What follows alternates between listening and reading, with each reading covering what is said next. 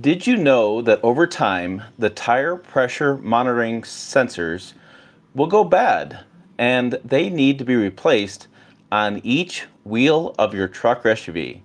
This can lead to a repair bill of $200 to $300 per wheel. Yeah, this is pretty crazy. We'll get to that detail and more in this week's Truck News Recap. Hey, it's Tim. Pickup Truck Plus SUV Talk. It's Friday, new to the channel. Every Friday I do what's called a Truck News Recap. I talk about this story and a variety of other stories that happen during the week, and we kind of give you a behind the scenes peek of what's going on this channel, plus all the different truck news and things, get you guys caught up for the weekend. And you listen to this on a podcast or here on YouTube as a video. So the stories on our website, pickuptrucktalk.com, actually came from my golf buddies who literally just had this done. His truck had reached the 7-year mark, and one of his tire sensors went bad because there's a lithium-ion battery in that sensor. Went on his dashboard. He went to have it looked at, and it turns out he had to have it replaced. So it's not the sensor that's the really big cost here.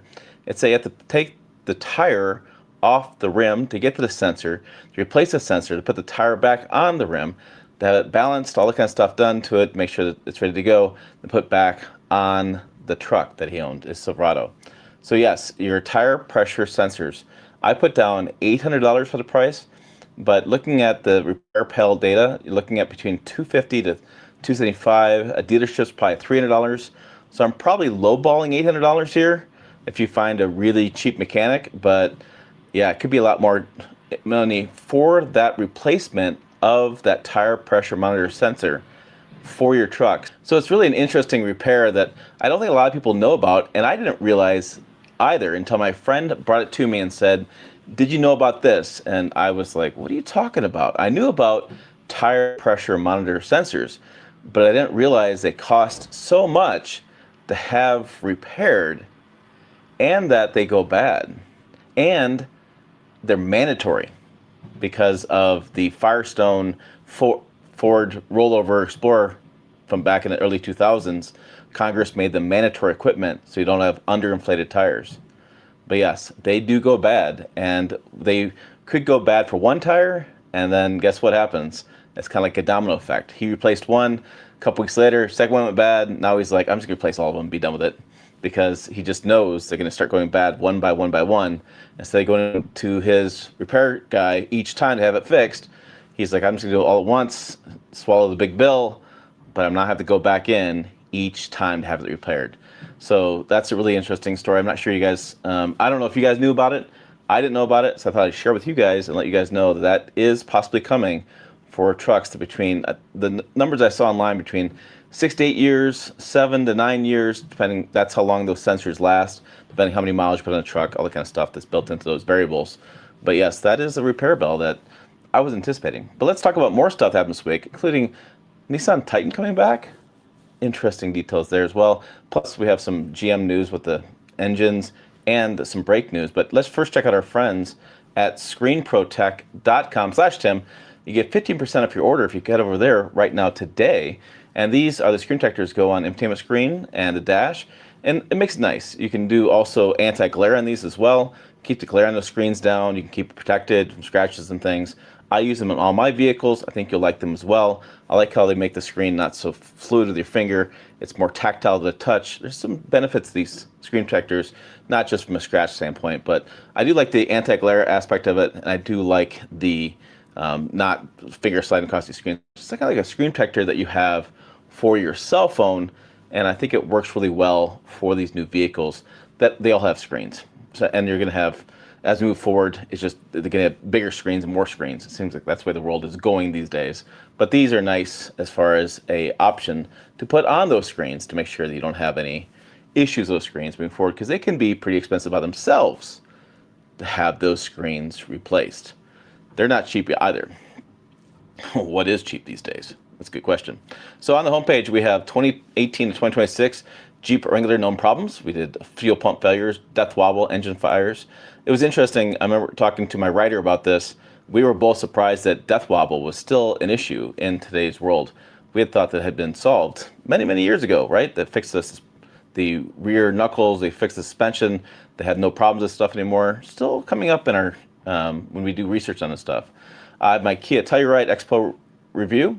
Then we have 1 million GM vehicles, including Colorado and Canyon, are under investigation for brake failure. So we have a story earlier on this week where federal investigators are expanded a probe into GM V8 engines, 6.2 liter V8. And they're doing an engineering analysis on what's going on with those engines.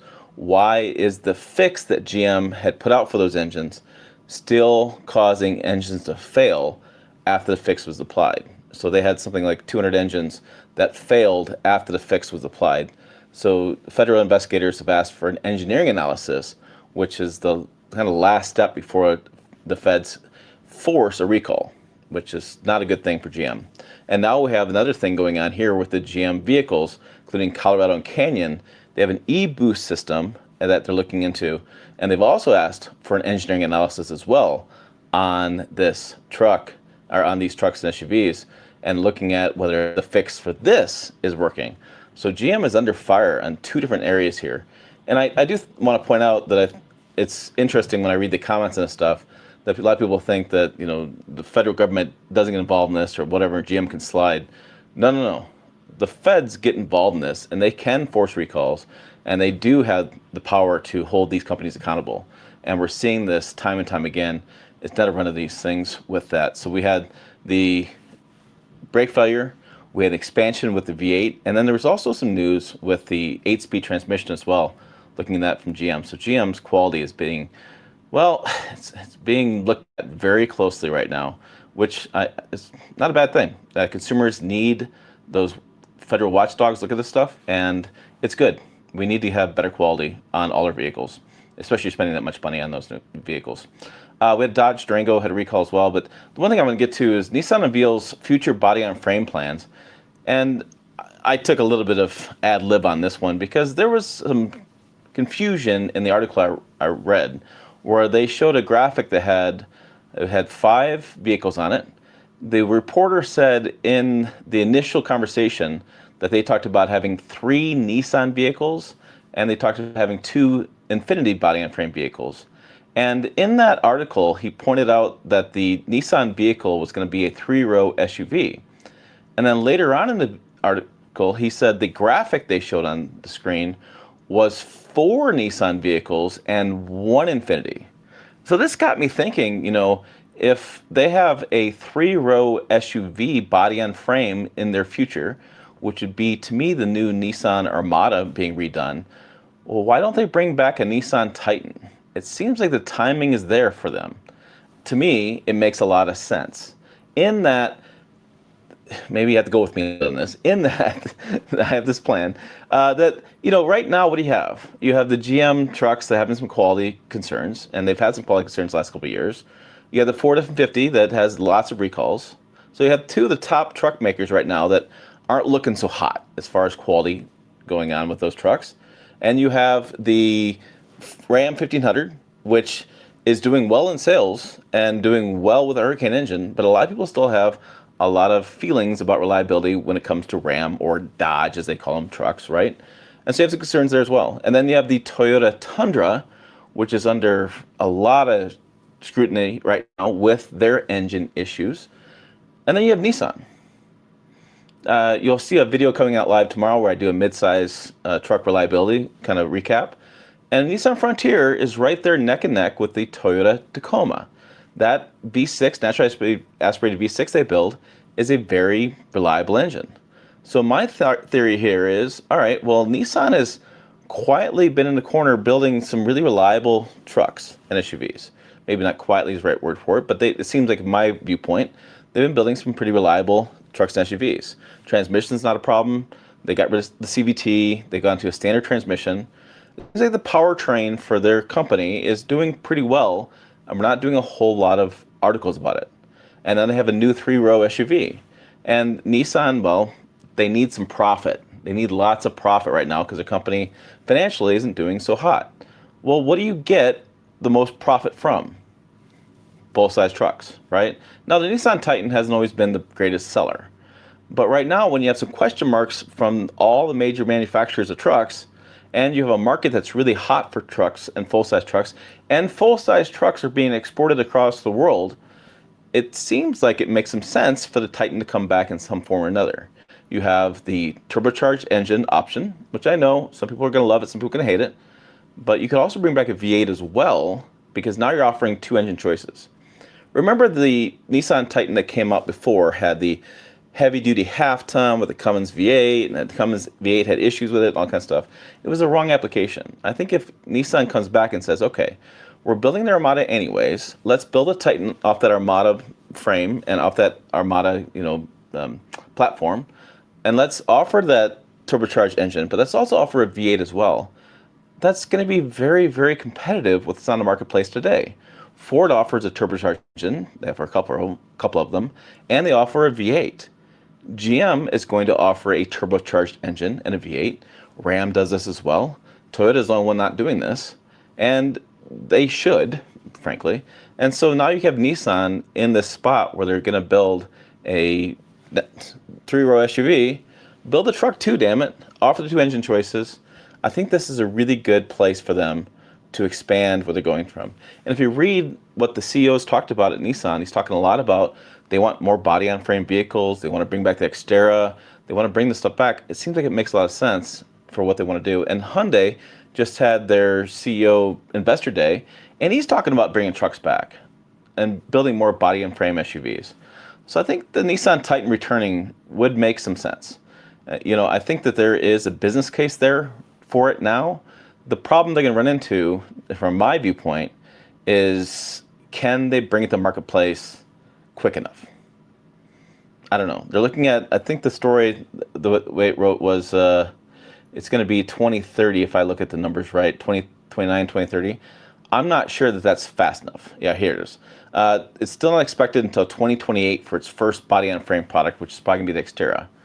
I don't know if that's fast enough to get to marketplace to be competitive in what view set I have. Maybe it is, but I think that Nissan has an opportunity here to really get things going. The full family of body-on-frame SUVs and trucks, as far as the new Nissan Frontier, they're talking about that, will be out by 2030.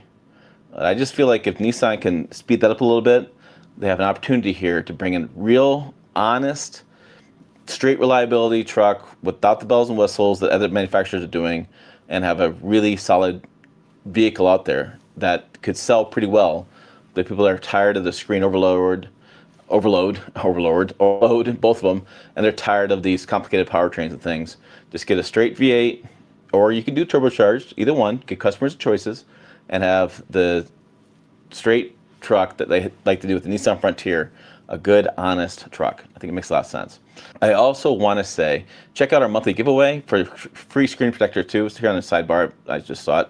Enter in your email address. I'll send you a newsletter a couple times a week. I'm not going to spam you. Just make sure you check that out. Make sure you get the news. When you have it, I'll check out our sister site at wetalkcars.com for reviews, comparisons, reliability. Lots of details over there. And make sure you check out our buyer's guide, reliability center, Truck 101. Really spending a lot of time on the website building this stuff up to get a lot of data out to you guys to make sure you guys an informed consumer. And then checking out the YouTube channel, what's going on over there. Been a lot of stuff going on. So we did the GM Wild Fix. That was the 200-mile transmission test for the Silverado and Sierra explained. I kind of alluded to that. We talked about some of the 8-speed transmission issues at GM. That was that story. Then we did the Godzilla Loses Torque. That's the 2027 Super D engine lineup and change. The detuned 7.3-liter V8. And I have a quote from Ford. Somebody in the Facebook page said, I posted a story and somebody said, does Ford know about this change? And I was like, I quoted the Ford person in the story. Like, yeah, they know about the change. Ford gave me a quote from Ford Motor Company gave me a quote. Like, hello. Then we have the 6.2-liter V8 recall fix and a federal investigation. That's the second story. Story coming Monday is Kumho has made some changes to how their tires are being designated. Information about that as far as buying the right tire, that'll come out there. We have the F-150 engine problems. We explain which one's best as far as our research into the engines, looking at what's online, looking at what the different mechanics channels talk about, and putting it all together for you guys. I did a Subaru Trail Seeker review. This thing is a wild SUV EV, and it's getting a fair amount of views. I was kind of surprised. I thought if I got 200, I'd be lucky, and it's at 2,500. A lot of people are commenting that they bought one. They really like it. So, okay. Interesting. And then we had, like I talked about, the most reliable mid-sized truck comes out tomorrow. And then yesterday I launched the video on the Ram 1500 engines. Talked about Hurricane, Hemis, Pentastar, and the Pentastar with e-torque, which I thought was interesting. Things I overlooked over the years. I didn't realize the Pentastar had the e-torque since 2019. It probably did. It just escaped my brain at some point, which happens. Well, if you're in this world as much as I am, things happen like that from time to time, unfortunately. I wish I could keep everything in. My dad used to call it the steel trap, and everything stays there together, but sometimes things escape. So that's what's going on for this week's Truck News Recap. Make sure you check out other news items on the website, pickuptrucktalk.com. Also check out the videos up on the channel over here. As always, thanks for watching or listening. I will see you down the road.